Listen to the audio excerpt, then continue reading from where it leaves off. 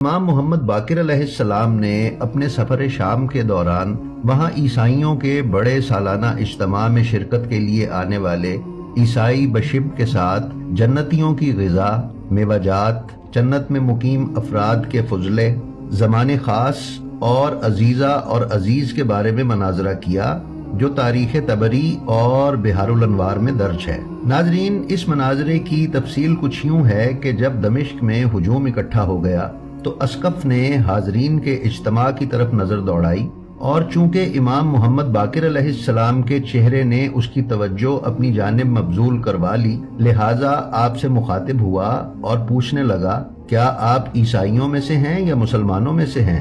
امام نے فرمایا، میں مسلمانوں میں سے ہوں۔ اسقف نے کہا، مسلمانوں کے علماء میں سے ہیں یا نادان افراد میں سے؟ امام نے فرمایا، میں نادانوں میں سے نہیں ہوں۔ اسقف کہنے لگا، پہلے میں پوچھوں یا آپ پوچھنا چاہیں گے؟ امام نے فرمایا، اگر تم پوچھنا چاہتے ہو تو پوچھو۔ اسقف نے کہا کہ آپ مسلمان یہ کیوں دعویٰ کرتے ہیں کہ جنتی لوگ کھاتے بھی ہیں اور پیتے بھی ہیں لیکن ان کا کوئی فضلہ یعنی غلاظت نہیں ہوتی؟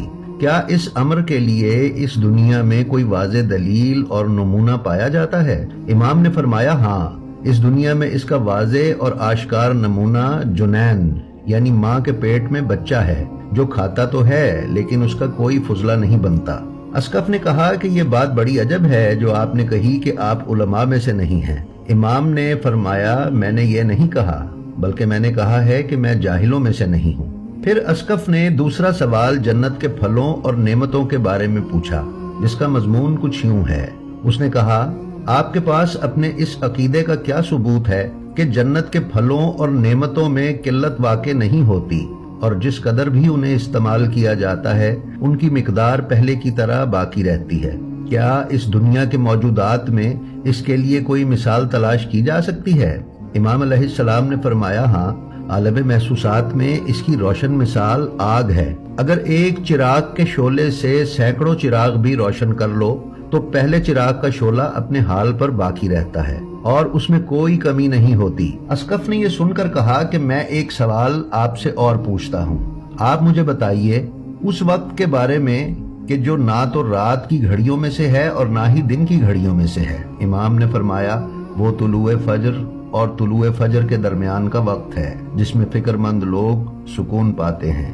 یہ جواب سننے کے بعد اسقف نے چیخ ماری اور کہا، ایک سوال اور ہے، خدا کی قسم اس کا جواب نہیں دے سکیں گے۔ امام نے فرمایا، یقیناً تم نے جھوٹی قسم اٹھائی ہے۔ اسقف نے کہا، مجھے بتائیے ان دو مولودوں کے بارے میں جو ایک ہی دن پیدا ہوئے اور ایک ہی دن دنیا سے رخصت ہوئے لیکن وفات کے وقت ایک کی عمر 50 سال تھی اور دوسرے کی 150 سال۔ امام نے فرمایا، وہ عزیز اور عزیزہ تھے، اور جب ان کی عمر 25 برس تک پہنچی تو عزیز گدھے پر سوار انطاکیہ کی بستی سے گزرے اور دیکھا کہ بستی مکمل طور پر ویران ہو چکی ہے۔ وہ کہنے لگے، خداوند متعال اس بستی کو نابودی کے بعد کیسے زندہ کرے گا؟ اس کے باوجود کہ خداوند متعال نے ان کو منتخب کیا تھا اور ان کو ہدایت عطا کی تھی، لیکن جب انہوں نے اس لب و لہجے میں بات کی تو خداوند متعال ان پر غضبناک ہوا اور ان کے اس ترک اولیٰ کی سزا انہیں یہ ملی کہ 100 سال تک انہیں موت سے دوچار کیا اور 100 سال کے بعد ان کے گدھے اور کھانے اور پانی کے ساتھ اسی حالت میں دوبارہ زندہ کیا۔ پس وہ اپنی ہمشیرہ عزیزہ کے پاس پلٹ گئے لیکن عزیزہ اپنے بھائی کو نہ پہچان سکی، لہٰذا عزیز ان کے گھر میں مہمان کے طور پر ٹھہرے۔ عزیز ان کے بعض واقعات بیان کرتے تھے اور کہتے تھے کہ وہ اس وقت بوڑھے ہو چکے ہیں۔ عزیزہ جو 25 سال کی تھیں، انہوں نے عزیز سے کہا کہ میں نے آج تک ایسا کوئی 25 سالہ نوجوان نہیں دیکھا جو میرے اور میرے بھائی عزیز کے درمیان گزرے ہوئے واقعات کی نسبت مجھ سے زیادہ آگاہ ہو۔ اے مرد، بتاؤ تم آسمانی مخلوق ہو یا زمینی مخلوق؟ عزیز نے کہا، اے عزیزہ، میں عزیز ہوں اور خدا مجھ پر غضبناک ہوا اور میری غلط بات کی وجہ سے مجھے 100 سال تک موت سے ہمکنار کیا تاکہ مجھے سزا بھی دے اور میرے یقین میں اضافہ بھی کرے۔ اور یہ وہی گدھا اور کھانا اور پانی ہے جنہیں لے کر میں گھر سے نکلا تھا اور اب خدا نے مجھے اسی حالت میں لوٹا دیا ہے۔ عزیزہ نے ان کی باتیں مان لیں، بس عزیز 25 سال تک مزید جیے، اور اس کے بعد وہ دونوں یعنی عزیز اور عزیزہ ایک ہی دن دنیا سے رخصت ہوئے۔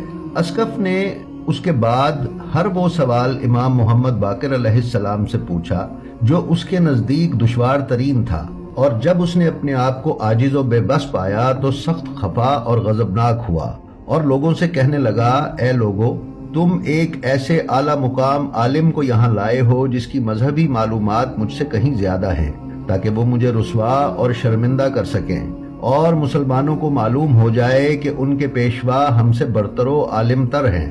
خدا کی قسم، میں اس کے بعد تمہارے ساتھ ہم کلام نہیں ہوں گا، اور اگر اگلے سال تک زندہ رہا تو تم مجھے اپنے اجتماع میں نہیں دیکھ پاؤ گے۔ یہ کہہ کر عیسائی اسقف اٹھا اور ہجوم سے نکل کر چلا گیا۔ اس واقعے کی خبر تیزی سے شہر دمشق میں پھیل گئی اور شام کی حدود میں وجد اور شادمانی کی لہر اٹھی۔ اموی خلیفہ حشام بن عبد الملک، جو بجائے اس کے کہ غیر مسلموں پر امام محمد باقر علیہ السلام کی علمی فتح پر خوش ہو جائے، پہلے سے بھی زیادہ امام اور ان کے اثر و رسوخ سے خائف ہوا، لیکن ظاہری طور پر خوشی ظاہر کی اور امام کے لیے تحفے بھجوائے، اور ساتھ ہی پیغام دیا کہ آپ اسی روز دمشق چھوڑ کر مدینہ واپس چلے جائیں۔ لہذا امام دمشق سے نکلے اور مدینہ واپس تشریف لے گئے۔